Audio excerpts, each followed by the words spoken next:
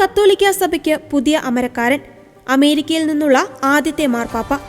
കത്തോലിക്ക സഭയുടെ 267ാമത്തെ മാർപ്പാപ്പയായി ലിയോ 14 തിരഞ്ഞെടുക്കപ്പെട്ടു. ബിഷപ്പുമാർക്കായുള്ള ഡിക്കാസ്ട്രിയുടെ പ്രിഫെക്ട് കർദിനാൾ റോബർട്ട് ഫ്രാൻസിസ് പ്രിവോസ്റ്റാണ് പുതിയ മാർപ്പാപ്പ. 69 വയസ്സ് പ്രായമുള്ള മാർപ്പാപ്പ അമേരിക്കയിലെ ചിക്കാഗോയിൽ 1955 സെപ്റ്റംബർ 14 ജനിച്ചത്. പരിസ്ഥിതി, ദരിദ്രരോടും കുടിയേറ്റക്കാരോടുമുള്ള ബന്ധം എന്നിവ കൊണ്ട് ഫ്രാൻസിസ് മാർപ്പാപ്പയുടെ കാഴ്ചപ്പാടിനോട് വളരെ ചേർന്ന് നിൽക്കുന്ന മാർപ്പാപ്പ ബിഷപ്പുമാർ രാജകുമാരന്മാർ ആയിരിക്കരുതെന്ന് നിരന്തരം ഓർമ്മിപ്പിച്ചിട്ടുണ്ട്. ഫ്രാൻസിസ് മാർപ്പാപ്പയോട് അടുത്ത കാഴ്ചപ്പാടുള്ള അദ്ദേഹം പെറുവിൽ വർഷങ്ങളോളം മിഷണറിയായി ചെലവഴിച്ചതിനു ശേഷം തുടർച്ചയായി 2 തവണ അഗസ്തീനിയന്മാരുടെ തലവനായി തിരഞ്ഞെടുക്കപ്പെട്ടു.